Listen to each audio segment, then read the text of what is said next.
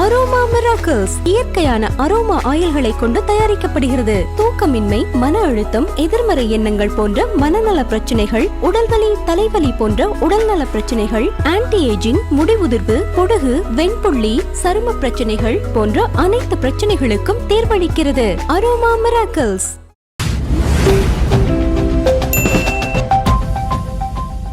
Sensor board இந்த விஷயத்துல ஏன் இவ்வளோ ஒரு மூர்க்கமா, அதாவது இந்த படம் தள்ளி போகணும் அப்படிங்கிறது மட்டும் தெளிவா தெரியுது.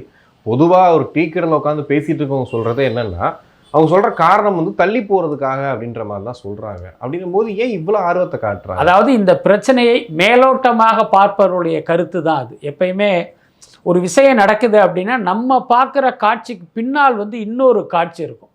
நீங்கள் அதை வந்து ரொம்ப நுட்பமாக பார்த்தீங்க அப்படின்னா தான் இதுக்கு பின்னால் என்னங்கிறதே நம்ம புரிஞ்சிக்க முடியும். இப்போ சென்சார் போர்டு எடுத்துங்க, அவங்க வேலை என்ன?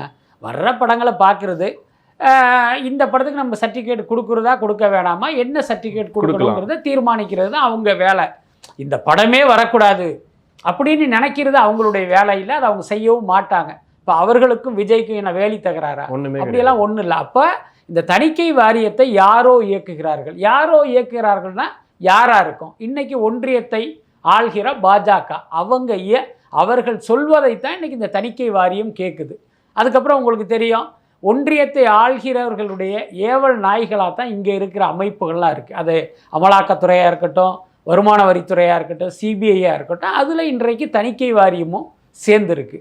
அதுக்கப்புறம் என்ன நோக்கம் அப்படின்னா, ஜனநாயகன் படத்துக்கு இப்படி ஒரு சிக்கலை ஏற்படுத்துவதன் மூலமாக அந்த படத்தினுடைய ரிலீஸை தள்ளி வைக்க முடியும். ரிலீஸை தள்ளி வைப்பதன் மூலம் விஜயிடம் இவர்கள் நடத்த இருக்கின்ற அந்த பேரம் இருக்குல்ல, அதற்கான அவகாசத்தை உங்களால் எக்ஸ்பாண்ட் பண்ண முடியும். இப்போ 9ஆம் தேதி படம் ரிலீஸ் ஆயிடுச்சுன்னா நீங்கள் அதுக்கப்புறம் இதை கருவியாக வச்சுட்டு விஜயை மிரட்ட முடியாது. அதை ஒரு வாரம் தள்ளி போட்டிங்க அப்படின்னா விஜயை மிரட்டுவதற்கு உங்களுக்கு ஒரு வாரம் கிடைக்கிது. அதுக்கப்புறம் கோர்ட்டுக்கு போகிறாங்க, கோர்ட்டில் வந்து ஒரு தீர்ப்பு கிடைக்கிது, அதுக்கு அப்பீல் போகிறாங்க. யாரோ இவங்க போனாலும் அவங்க போனாலும் உச்சநீதிமன்றத்தில் உடனே தீர்ப்பு கிடைக்க போகிறதில்ல, அதுக்கு ஒரு டைம் ஆகும். ஸோ இந்த நேரத்தையும் அவரோடு பேச்சுவார்த்தை நடத்த அல்லது அவரை தங்கள் பக்கம் இழுப்பதற்கான ஒரு அவகாசமாக அதை பயன்படுத்திக்க நினைக்கிறாங்க. ஸோ இதை தவிர வேறு எந்த காரணமும் இருப்பதற்கு வாய்ப்பு. சார், இப்போ ஜனவரி 26 மேக்சிமம் படம் வந்துடும் ஜனநாயகன் அப்படின்ற ஒரு டாக்கும் இருக்குது. அதை விட்டுட்டா பிப்ரவரி முதல் வாரத்தில் வர்றதுக்கு வாய்ப்பு இருக்குன்றாங்க. இப்போ வரைக்கும் நீங்கள் பார்த்த வரைக்கும் எதுக்கு வாய்ப்பு இருக்குது? இல்லை, என்னுடைய தனிப்பட்ட கருத்து அப்படிங்கிறது, ஜனநாயகன் படம் இந்த மாதம் வெளிவருவதற்கான வாய்ப்புங்கிறது ரொம்ப குறைவுன்னு நினைக்கிறேன். அதோட அர்த்தம் என்ன அப்படின்னா, இங்கே நடக்கிற விஷயங்களை எல்லாம் கொஞ்சம் நம்ம உன்னிப்பாக கவனிக்கிறோம். இப்போ சென்னை உயர்நீதிமன்றத்தில் அந்த 2 நீதிபதிகள் அமர்வு வந்து 21ஆம் தேதிக்கு தள்ளி வச்சிட்டாங்க. அது வரைக்கும் எங்களால் வெயிட் பண்ண முடியாது, அதுக்கு முன்னாலே நாங்கள் படத்தை ரிலீஸ் பண்ணணுங்கிற நோக்கத்தில் தான் இவங்க உச்சநீதிமன்றம் போயிருக்காங்க. இப்போ இந்த உச்சநீதிமன்றத்துக்கு இந்த வழக்கு வரும்போது இது வெறுமனே தணிக்கை வாரியம் வெர்சஸ் ஜனநாயகனாக இருந்தால் ஜனநாயகனுக்கு ஃபேவரான ஒரு தீர்ப்பு வருவதற்கு வாய்ப்பு இருக்குது. ஆனால் அன்னைக்கு என்ன நடந்தது உங்களுக்கு தெரியும். நம்ம சொலிசிட்டர் ஜெனரல் துஷார் மேத்தா ஆஜராகிறாரு. அப்போ அவர் ஆஜராகிறார் அப்படின்னா அது வந்து ரொம்ப ரொம்ப முக்கியத்துவம் வாய்ந்த ஒரு வழக்கு அப்படிங்கிறது தான் அந்த நீதிமன்றங்களால் புரிந்து கொள்ளப்படுகிற உண்மை. இப்போ இது வந்து உச்சநீதிமன்றம் போகும்போதும் துஷார் மேத்தா வந்து ஆஜராகிறான்னு வச்சுக்குவோம். அப்போ அங்கே இருக்கிற நீதிபதிகளுக்கு இதுக்கு பின்னால் ஏதோ ஒரு அரசியல் இருக்குது, இந்த படம் வருவதை பாஜக விரும்பவில்லை அப்படிங்கிற ஒரு உண்மை அவர்களுக்கும் தெரியும். அப்போ அப்படி இருக்கும்போது டப்புன்னு வந்து ஓகேங்க, இல்லைங்க நீங்கள் ரிலீஸ் பண்ணுங்க அப்படிங்கிற ஒரு உத்தரவு உச்சநீதிமன்றத்தில் இருந்து வருவதற்கான வாய்ப்பு வந்து ரொம்ப ரொம்ப குறைவு. ஸோ இதன் மூலமாக இது மேலும் சில நாட்கள் இந்த வழக்கு விசாரணை வந்து இழுத்தடிப்பதற்கும் வாய்ப்பு இருக்குது. ஸோ அப்படி நடந்துச்சு அப்படின்னா நிச்சயமாக ஜனவரியில் அந்த படம் ரிலீஸ் ஆகாது, ஒரு பிப்ரவரியை நோக்கி போவதற்கும் வாய்ப்பு இருக்குது. இதில் புதுசாக இன்னொரு சிக்கலும் இந்த படத்துக்கு இருக்குது. என்னென்னா, இப்போ தேர்தல் இன்னும் இங்கே அறிவிக்கலை. தேர்தலை அறிவிச்சிட்டாங்கன்னு வச்சுங்க, அந்த தேர்தலுக்கான அந்த விதிமுறைகள்லாம் வந்து நடைமுறைக்கு வந்துடும். அப்படி வந்த பிறகு ஜனநாயகன் படத்தை தியேட்டருக்கு கொண்டு வருவதில் ஒரு நடைமுறை சிக்கல் இருக்குது. நாங்கள் தான் சுப்ரீம் கோர்ட்டு சொல்லிடுச்சு, சென்சார் சர்டிஃபிகேட் எங்ககிட்ட இருக்குது, நாங்கள் தியேட்டருக்கு வர்றோன்னு வந்துட முடியாது. ஏன்னா இது அரசியல் ரீதியான படம் அப்படிங்கிறதுனால இதுக்கு இன்னொரு குழு இந்த படத்தை பார்த்து இந்த தேர்தலுக்கு முன்பு இந்த படம் வரலாமா வரக்கூடாதாங்கிறத அவங்க டிசைட் பண்ணுறதா ஒரு தகவல் இருக்குது. அப்படி ஒன்று நடந்தால் ஜனநாயகன் படம் தேர்தலுக்கு முன்பு கூட வராது. ஏன்னா இந்த படத்தில் அவ்வளோ அரசியல் இருக்குது, புரியுதா இல்லையா? இப்போ உதாரணத்துக்கு பாருங்கள், திமுகவை எதிர்த்து இந்த படத்தில் நிறைய காட்சிகளும் வசனங்களும் இருக்குது. இந்த படம் வந்தால் இது எங்களுடைய வெற்றி வாய்ப்பை பாதிக்கும், அதனால் இந்த படத்தை ரிலீஸ் பண்ணக்கூடாது தேர்தலுக்கு முன்பு அப்படின்னு அவங்க வந்து ஒரு வாய்ஸை ரைஸ் பண்ணாங்க அப்படின்னா நிச்சயமாக ஜனநாயகன் பார்த்திங்கன்னா ஆஃப்டர் ரிலீஸ் தான் போகும். ஸோ அப்படி ஒரு ஆபத்தும் ஜனநாயகனை சூழ்ந்து இருக்கிறது. சுருக்கமாக சொல்லணும்னா பாஜக ஆட்சிக்கு வந்த பிறகு ஜனநாயகத்தை ஒரு ஆபத்து சூழ்ந்திருக்கு. இப்போ பார்த்தீங்கன்னா ஜனநாயகன் படத்தையும் ஒரு பேராபத்து சூழ்ந்திருக்கு. அப்படிதான் நம்ம புரிஞ்சுக்கணும். எம்ஜிஆர் சாட்டையை கையில் எடுத்ததான் பிரச்சனைன்றாங்களே. அப்படியெல்லாம் ஒன்றும் இல்லை. விஜயை பொறுத்த வரைக்கும் இந்த தேர்தலில் நம்ம எப்படியாவது ஜெயிச்சிடணும்னு நினைக்கிறாரு. அதற்கு விஜயை ஆதரிக்கிற கூட்டம் மட்டும் பத்தாது, எம்ஜிஆரை ஆதரிக்கிற கூட்டமும் வேணும்னு நினச்சி தான் அவர் எம்ஜிஆரை வந்து தன்னோடு இணைத்து கொள்கிற ஒரு வேலையை வந்து தொடர்ந்து பண்ணிகிட்டு இருக்காரு. அதனுடைய ஒரு பகுதியாக ஜனநாயகன் படத்தில் அப்படி ஒரு காட்சியை வச்சுருக்காரு. எம்ஜிஆருடைய சாட்டையை எடுக்கிறது, அவருடைய நான ஆணையிட்டால் பாடலை பாடுறது, எம்ஜிஆரையே தலங்கிறது, இது எல்லாமே எம்ஜிஆர் அபிமானிகளை தன் பக்கம் திருப்புகிற ஒரு உத்தி தான். ஏன்னா இன்னொரு பக்கம் எம்ஜிஆர் ஆரம்பித்த கட்சி வந்து இன்றைக்கி பாஜகவுடைய அடிமை கட்சியாக அமித்ஷாவுடைய காலடியில் கிடக்கு. அந்த கோபமும் வருத்தமும் ஆதங்கமும் ஒவ்வொரு எம்ஜிஆருடைய ரசிகனுக்கும் இருக்கும்.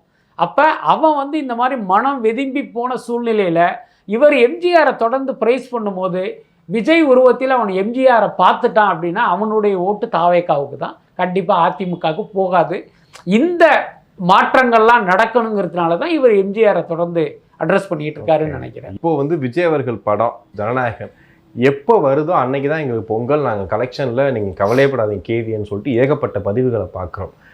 அதோடு சேர்த்து பராசக்தியை நாங்கள் பார்க்க மாட்டோம்னு புறக்கணிக்கிறது இருக்கு இல்லையா? இது ரெண்டு விஷயத்தை எப்படி பார்க்குறீங்க? அதாவது என்னென்னா விஜய் படம் என்றைக்கு வருகிறதோ அன்றைக்கு தான் எங்களுக்கு பொங்கல் அப்படின்னு சொல்கிறது ஒரு ரசிகருடைய நியாயமான எதிர்பார்ப்பாக நியாயமான குரலாக நம்ம எடுத்துக்கலாம். அது எனக்கு ரொம்ப தனிப்பட்ட முறையில் கேட்டிங்கன்னா ஒரு சினிமாவை வந்து நீங்கள் வந்து ஒரு தமிழர் திருநாளோடு ஒப்பிடுறதெல்லாம் நமக்கு உடன்பாடு இல்லை. பட் ஒரு ரசிகன் அப்படி நினைக்கிறான், அது அவனுடைய இஷ்டம். ஆனால் அதுக்காக நாங்கள் பராசக்தி படத்தை புறக்கணிப்போங்கிறது இருக்குல்ல, அதெல்லாம் வந்து ரொம்ப ஒரு டூ மச்சான வன்மமாக தான் நான் நினைக்கிறேன். இன்னொன்று, பராசக்தி அப்படிங்கிறது ஒரு வழக்கமான மசாலா படம் இல்லை. நீங்கள் வேறொரு படத்தை இந்த காரணத்துக்காக எதிர்த்தா கூட அதை நம்ம பெருசாக கண்டுக்க வேண்டியதில்லை. சரி, ரசிகர்களுக்கு தெரிஞ்சது இவ்வளவு தான், அவங்க அறிவு அவ்வளோதான்ட்டு நம்ம கடந்து போயிடலாம். ஆனால் பராசக்தி அப்படிங்கிறது பார்த்திங்கன்னா தமிழின் மிக முக்கியமான படம். எல்லாத்துக்கும் மேலே நான் ஏற்கனவே சொன்ன மாதிரி இது ஒரு வரலாற்று ஆவணம். ஏற்கனவே நம் மொழிக்காக இங்கே எவ்வளவு பெரிய பிரச்சனை நடந்தது, எத்தனை பேர் உயிர் தியாகம் செய்தாங்கங்கிறது இந்த தலைமுறைக்கெல்லாம் தெரியவே தெரியாது. அதை ஒரு ஜனரஞ்சக சினிமாவில் என்ன ஒரு பேக்ட்ராப்பாக வச்சு ஒரு படம் பண்ணியிருக்காங்க. அந்த படத்தை புறக்கணிப்போம் என்பது பராசக்திக்கு நஷ்டம் இல்லை, உனக்கு தான் நஷ்டம். ஏன்னா உனக்கு நம்மளுடைய மொழி வரலாறே தெரியாது. அது எல்லாம் எங்கே இருக்குன்னா புத்தகங்களில் இருக்குது. உனக்கு புத்தகமும் படிக்க தெரியாது. இந்த தலைமுறைக்கு பார்த்தீங்கன்னா புத்தகத்தை கொடுத்தா இப்படி பார்க்குறதான்னு கேட்குற அளவுக்கு தான் இவங்கெல்லாம் இருக்காங்க. அப்போ நீங்கள் அதையெல்லாம் தெரிந்து கொள்ளணும் அப்படின்னா ஒரே வழி பார்த்திங்கன்னா திரைப்படம் போன்ற ஒரு வெகுமக்கள் ஊடகங்கள் வாயிலாக தான் அதை தெரிஞ்சிக்க முடியும். அந்த வாய்ப்பு உங்களுக்கு கிடச்சிருக்கு. அப்போ இந்த வன்மத்தை எல்லாம் தூக்கி தூர போட்டுட்டு அந்த படத்தை போய் பார்த்தேன் அப்படின்னா அடடா ஹிந்தி எதிர்ப்புக்காக என்னவெல்லாம் பண்ணியிருக்காங்க, ஸோ இப்படியெல்லாம் நடந்துதா, அதனால தான் நம் மொழி காக்கப்பட்டதாங்கிற உண்மையே உனக்கு தெரியும். அந்த வாய்ப்பு நீயே மறுத்துக்கொள்வது அப்படிங்கிறது உனக்கு தான் அது வந்து மிகப்பெரிய நஷ்டம். இதை வந்து விஜய் ரசிகர்கள் புரிஞ்சுக்கணும். எல்லாத்துக்கும் மேலே இப்போ விஜய் இடத்த நம்ம பிடிக்கணும் அப்படின்னு சிவகார்த்திகேயன் நினைத்திருக்கலாம். அது ஒரு நடிகராக அவருடைய பாயிண்ட் ஆஃப் வியூவில் அது சரியாக கூட இருக்கும்.